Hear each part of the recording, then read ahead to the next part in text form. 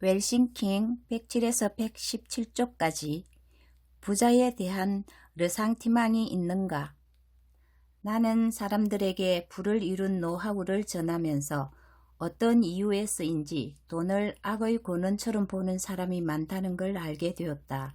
처음 돈보다 다른 무엇이 더 중요하다라는 말을 들었을 때에는 물질적인 삶을 지향하기 위한 도덕적인 처세라고 생각했다. 하지만 얼마 지나지 않아 나는 이것이 부자에 대한 르상티망에서 기인한 태도라는 걸 깨달았다. 르상티망은 약자가 강자에게 품는 증오, 복수, 격정, 질투, 분노 같은 게 뒤섞인 감정이다. 독일의 학자 니체가 제시한 개념이며 내가 간단히 정의한 것보다 훨씬 더 폭넓은 의미를 담고 있다. 약자가 강자에게 갖는 시기심, 이에 대한 생각을 조금만 비틀면 새로운 관점으로 볼 수 있다. 그렇다면 약자는 강자가 되기 싫을까? 약자는 계속 약자로 남고 싶어 할까? 그렇지 않다. 시기심의 밑바닥에는 탐심이 있기 때문이다. 돈보다 행복이 중요하다. 돈보다 건강이 중요하다. 돈보다 가족이 중요하다 등처럼 돈보다 무엇이 더 중요하다는 글이나 말을 접할 때마다 나는 위태롭다고 느낀다. 삶은 갖가지 요소들이 균형을 이룰 때 비로소 안정을 느낄 수 있다. 돈만 많다고 행복한 것도 아니며 가족과 화목하다고 걱정이 없는 건 아니라는 말이다. 행복, 건강, 가족, 돈 등의 모든 요소를 골고루 갖춰야 한다. 그렇기 때문에 돈도 다른 요소처럼 중요하다. 당신에게 부자에 대한 르상티망이 있는가? 돈이 많은 사람은 왠지 탐욕적이고 성적으로 문란할 것 같으며 법의 테두리 밖에서 사회를 조종한다고 생각하는가? 특별한 이유 없이 부자에 대해 불쾌해하는 비합리성을 가지고 있는지 묻는 것이다. 그런 게 아니라면 다행이지만 있다고 해도 괜찮다. 감정은 일종의 학습이기 때문에 노력으로 충분히 개선할 수 있다. 그렇다면 부자에 대한 부정적인 시각은 어떻게 만들어질까? 생각보다 우리가 학습하는 방법은 놀라울 정도로 단순하다. 드라마, 영화, 음악, 뉴스 등을 통해 가장 많이 학습한다. 다양한 매체를 통해 접하는 부자의 부정적인 이미지들이 각인되는 순간 마치 돈을 악의 권원처럼 여기게 된다. 주변에 대업을 이뤄 부자라고 부를 만한 사람이 없어 표본이 없으니 그대로 수용하는 것이다. 정말 의아한 점은 그렇게 각인이 된 상태에서도 많은 사람이 부를 원한다는 사실이다. 부를 원하는가? 그렇다면 부자와 돈에 대한 위약적인 생각부터 떨쳐야 한다. 사실 당신도 부를 갖고 싶지 않은가? 속으로 부만 이룰 수 있다면 소원이 없겠다고 말하지 않았는가? 그렇다면 당신이 원치 않는데도 학습된 부자와 돈에 대한 부정적인 관념을 모두 지워야 한다. 이번 기회에 경제적 자유를 누리겠다고 결심했다면 펜과 종이를 준비하고 다음 내 질문에 솔직히 답하라. 첫 번째 질문. 당신에게 부자란 무엇인가? 두 번째 질문. 당신에게 돈이란 무엇인가? 당신이 쓴 글을 다시 한번 보라. 부자와 돈에 대한 당신의 감정은 어떠한가? 어릴 적 돈에 대한 어떤 이야기를 듣고 자랐는가? 당신이 생각하는 부자의 이미지는 어떠한가? 누가 그런 이미지를 심어주었는가?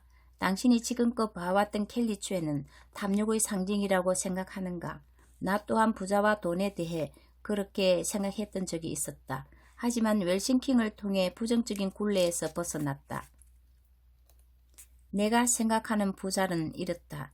착한 사람, 남을 돕는 사람, 사랑할 줄 알며 사랑받을 줄 아는 사람, 존경받는 사람, 너그러운 사람, 열심히 살아온 사람, 친구가 되고 싶은 사람, 주변을 보살피는 사람, 지혜로운 사람, 사람을 살리는 사람, 자기 결정권이 있는 사람, 사회의 이익을 위해 앞장서는 사람, 동물을 아끼는 사람, 환경을 보호하는 사람.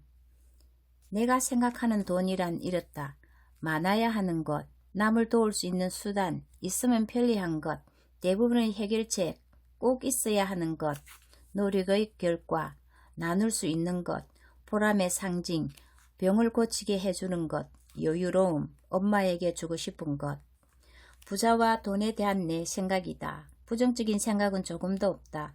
나의 잠재의식 속에 깃든 부자와 돈에 대한 긍정적인 생각은 지금 여기까지 나를 이끌었다. 만약 내가 부자와 돈에 대해 유혹하고 저주하고 멸시하는 사람이었다면 지금의 켈리 최는 없었을 것이다. 나는 웰싱킹으로 돈에 대한 긍정의 가치들을 잠재의식 속에 투영했다. 돈 버는 것은 쉽고 재밌다. 돈은 착하고 행복을 부른다. 돈은 무한하다. 라고 반복해서 말했다. 돈은 한정되어 있어서 나눠야 하며 내가 가지면 다른 사람의 몫까지 빼앗는 것이라고 생각하는 사람들이 있다. 이는 잘못된 생각이다. 부자들은 돈을 무한하다고 여기고 실제로도 그렇다. 부자다, 돈이 많다는 단지 교과일 뿐이다. 교과에 반드시 원인이 있다. 원인의 본질은 생각이다. 나는 부자가 되기 위해 생각을 바꿨다. 웰싱킹 하기 시작했다. 생각이 감정을 부르고 감정이 행동을 부르고 행동이 결과를 불러온다는 사실을 잊으면 안 된다. 부자는 사기꾼, 욕심장이, 갑질하는 사람, 나쁜 사람이 아니다. 그렇게 행동한 몇몇 사람이 있었을 뿐이다. 건강과 사랑, 행복처럼 부도 중요하고 꼭 이루어야 하는 것이다. 잠재의식 속에 숨어있는 부자와 돈에 대한 나쁜 의식을 모두 지워라. 이렇게 화근하는데도 내면의 부정적인 요소들을 잠재울 수 없다면 선언을 추천한다. 선언은 내가 먼저 말을 하고 실천하는 일이고 화근은 이미 일어난 일을 말로 되풀이하는 것이다.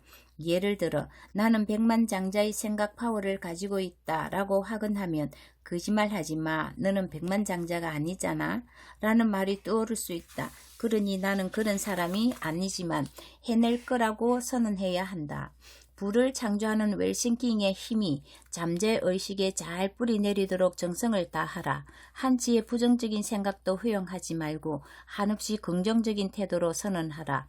선언할 때는 마치 그렇게 되고 있는 것처럼 상상하며 오감으로 느껴야 한다. 느껴지는 즉시 행복감을 표출해야 한다. 이 선언문을 매일 하루에도 몇 번씩 낭독하길 권장한다. 100일만 해도 당신의 현금 흐름이 아주 좋아질 것이다. 돈에 대한 내적 태도가 달라져 은행의 변화를 가져오기 때문이다. 아직도 부자가 되고 싶다면 부자와 돈을 미워하는가? 그래도 괜찮다. 이제 막 시작했을 뿐이다. 부자들에게는 부자들이 착한 얘기가 잘 들려온다. 코로나 때문에 매출이 줄었지만 주거를 위해 월급을 올려줬다는 이야기, 월세를 내려줬다는 이야기, 재민에 기부했다는 이야기 등 부자의 선행은 너무나도 많다. 이런 말을 듣고도 내면에서 부자에 대한 부정적인 생각이 든다면 당신은 부자가 되기 힘들 것이다. 당신의 잠재의식이 당신이 부자가 될 수 없도록 붙잡고 있기 때문이다. 진정 부를 원한다면 더 이상 부를 미워하지 마라. 지금 당장 부에 대한 위약을 버리고 돈을 위하는 마음으로 웰싱킹 하라. 백만장자의 선언문. 나는 부를 통해서 내가 원하는 최고의 것을 누릴 것이다. 나는 부를 통해 내가 사랑하는 모든 사람을 도울 것이다. 나는 나에게 오는 어마어마한 돈과 풍요를 얼마든지 받아들일 것이다. 나는 지금 당장 엄청난 행운과 좋은 기회들을 받아들일 준비가 되어 있다. 내가 저축하는 모든 돈은 나를 위해 더 큰 부와 풍요를 가져다 줄 것이다. 내가 지출하는 모든 돈도 더 큰 부와 풍요를 가지고 내게 다시 돌아올 것이다. 나는 돈을 사랑하며 반드시 부자가 될 것이다. 나의 순자산이 복리 성장하고 기하급수적으로 늘어날 것이다. 다양한 방법을 통해서 수입이 점점 늘어남에 행복하고 감사한다. 나는 백만장자의 생각 파워를 가지고 있다. 돈은 내가 원하는 모든 선한 꿈을 이루도록 돕는다. 나의 삶은 모든 면에서 풍요롭고 여유롭다. 나는 정신적, 신체적으로 모두 건강한 부자다.